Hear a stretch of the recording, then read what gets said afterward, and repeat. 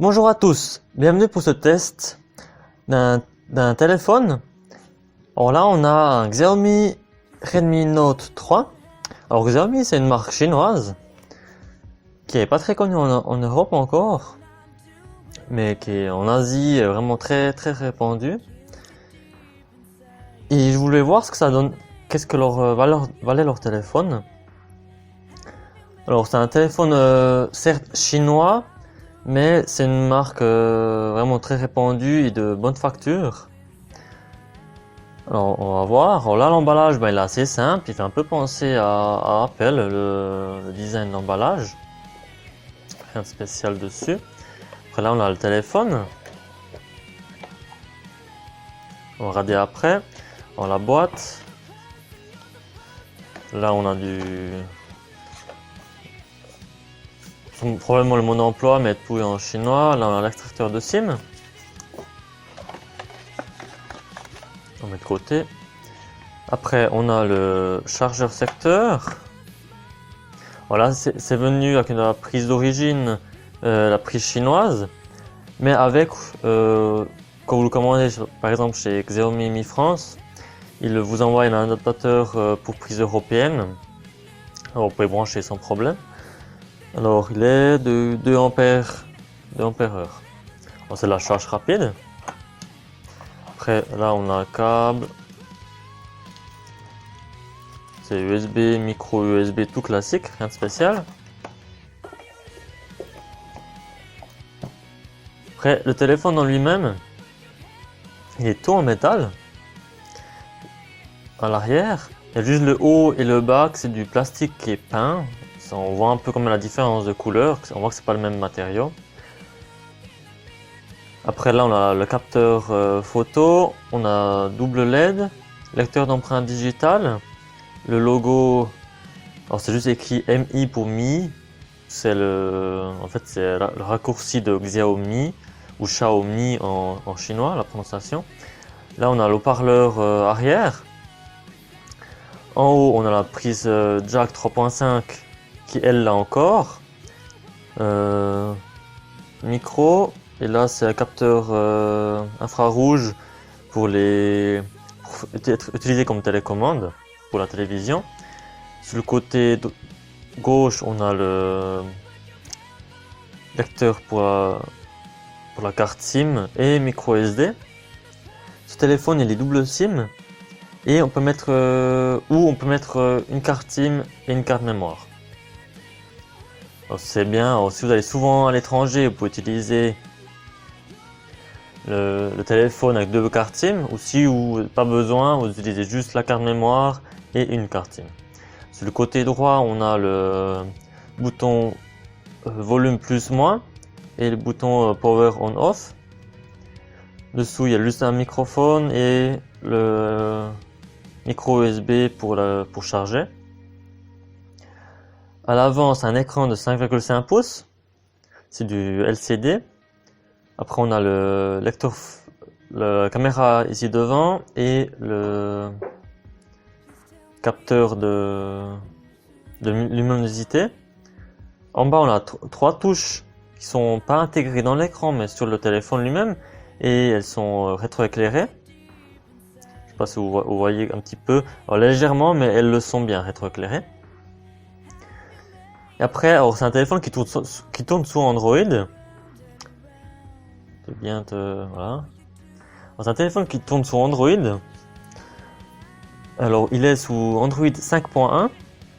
Et dessus, il y a une surcouche, la MIUI 8. En fait, le MIUI, c'est la surcouche maison de chez Xiaomi.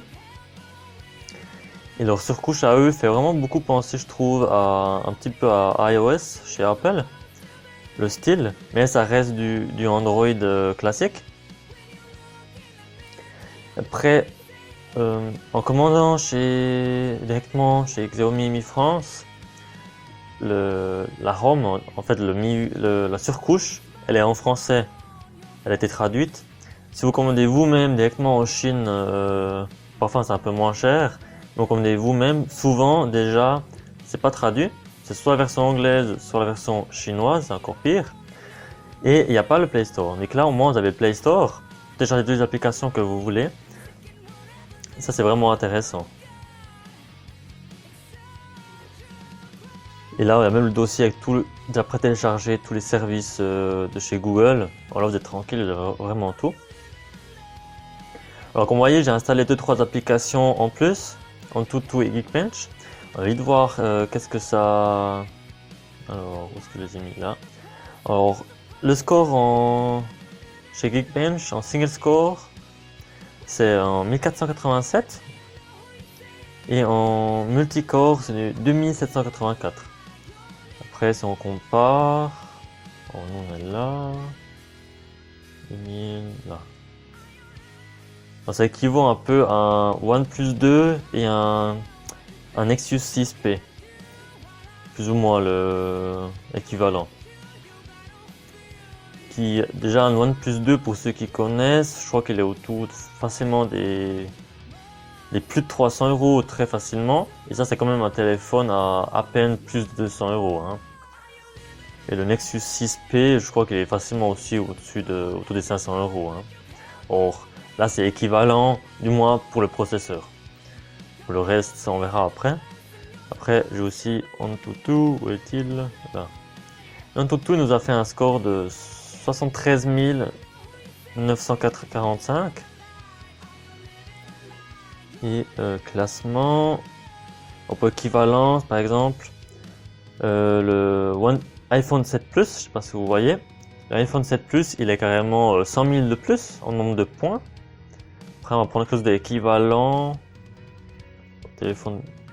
Alors, où sommes-nous là? C'est un peu équivalent à un Samsung Galaxy A9 Pro ou un Nexus 6, premier du nom, hein.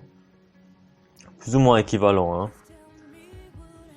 Alors, c'est légèrement plus puissant qu'un iPhone 5S, si vous le voyez là en bas, légèrement, mais pour vous situer un peu ce que ça vaut comme téléphone.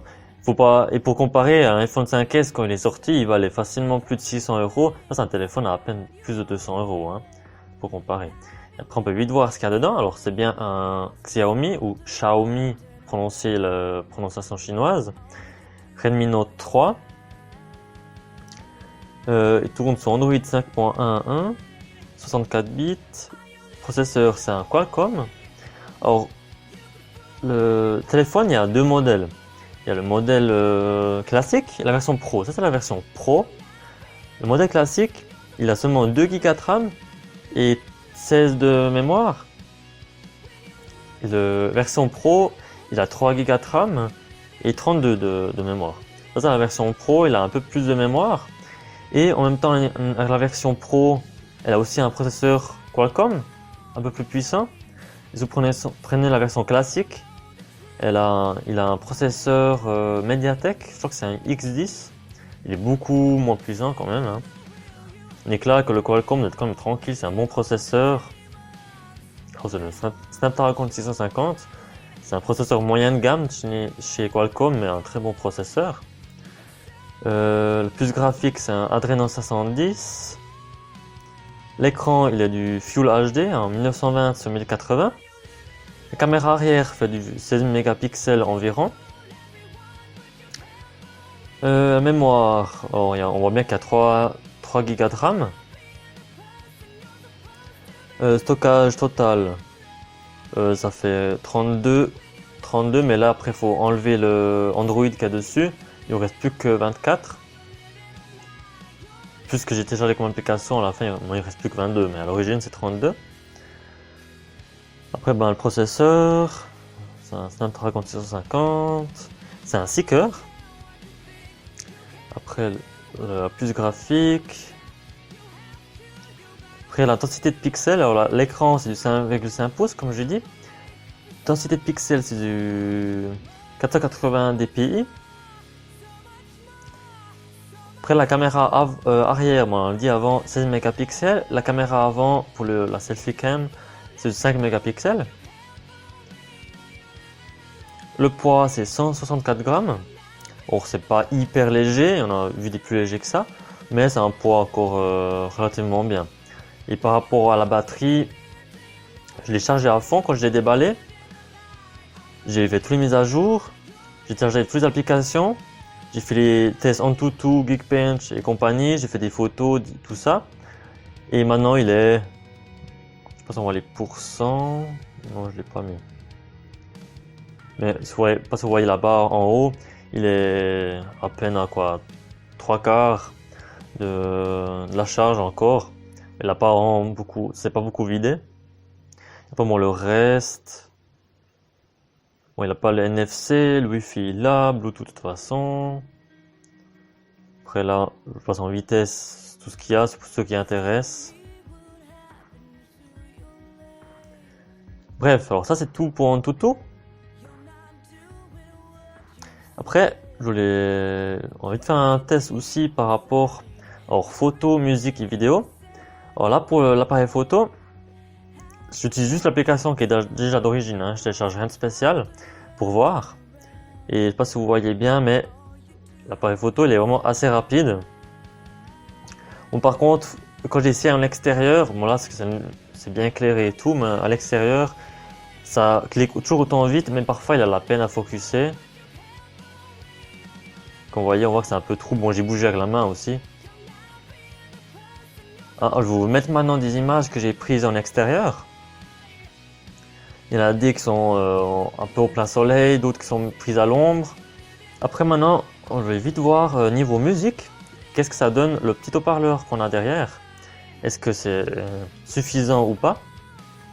Bon, après pour un téléphone à ce prix, on va pas s'attendre à quelque chose de très folichon. Alors ça, on peut enlever. Où j'ai mis... Voilà. Alors là, l'haut-parleur, le fond à son est déjà à fond. On va peut-être baisser un peu, je pense que ça va être trop fort. Alors.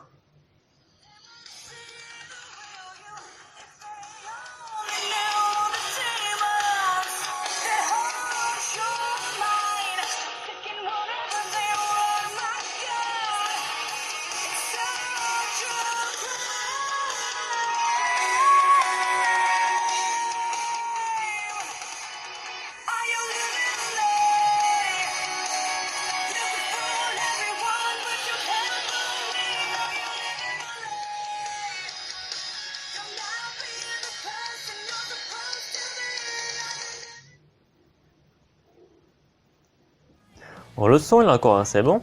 Maintenant, je vais vite mettre une vidéo pour ça, j'enlève vite la lumière. Mais voilà, de retour. Alors, vite enlever un petit peu la lumière pour qu'on voit mieux la vidéo. Alors, on va vite sur YouTube, voir ce que ça donne par rapport à la qualité. Maintenant, ça charge.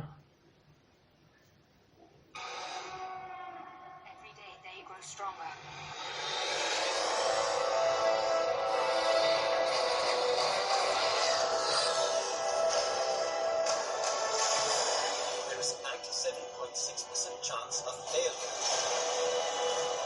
He means well.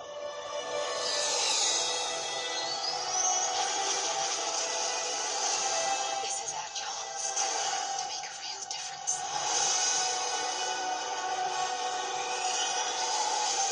Are you with me? All the way. Voilà, après cette petite séquence vidéo, on voit bien que l'écran était assez bonne qualité, c'était en 1080p. Je trouve pour un téléphone à ce prix, je crois qu'il est autour des 229 € chez Xiaomi Mi France. Or certes, vous pouvez trouver sûrement moins cher en freinant sur internet. Mais le problème, c'est que souvent c'est des sites qui sont à l'étranger, il faut l'importer jusqu'en France. Et après vous avez des problèmes pour regarder pour la douane, ils vont vous demander de payer des taxes. Et après aussi par rapport à la garantie, si c'est ou d'achetez directement en Chine, vous avez un problème avec le téléphone, vous faites comment? Vous devez envoyer ça en Chine. Or, je conseille pas forcément si vous n'êtes pas habitué à faire ça. Et si vous commandez de moi chez Xiaomi Mi France, là au moins vous avez une garantie. Vous êtes sûr qu'il est en français et que ça fonctionne. Spécifique, moi je l'ai acheté moi-même, je l'ai pas reçu de la part de Xiaomi ou ça aurait été bien même, mais je l'ai acheté moi-même. Hein. Alors je trouve vraiment pour un téléphone à 230 €, c'est un bon téléphone. Le capteur photo, c'est pas, il déchire pas. Il y a mieux. Mais j'ai aussi déjà vu pire. Je voulais juste faire des photos classiques si on n'avait pas faire beaucoup de photos. Je trouve que c'est vraiment pas mal. Point de vue, l'écran il est vraiment bien. C'est une bonne taille je trouve. Parce que 5,5 pouces, on arrive à tout, à bien avoir un bel écran, mais à bien utiliser avec une main. Pas avoir genre quelque chose qui est plus de 6 pouces et qu'il faut 2 mains pour utiliser. Alors vraiment, je trouve que c'est un vraiment bon téléphone. Et prochainement d'ailleurs, je vais tester un autre téléphone. Mais ça sera plutôt pour début 2017. Alors n'hésitez pas à vous abonner pour rester informé des nouvelles vidéos qui vont sortir. Et si vous avez aimé cette vidéo, n'hésitez pas à lâcher un like. Ciao!